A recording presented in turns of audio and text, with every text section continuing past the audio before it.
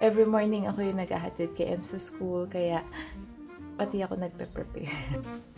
Nagawa nila to sa school, mga pang varsity, di ba? Chess varsity si Em. So, gagamitin daw nila to kasi magpipicture taking sila mamaya.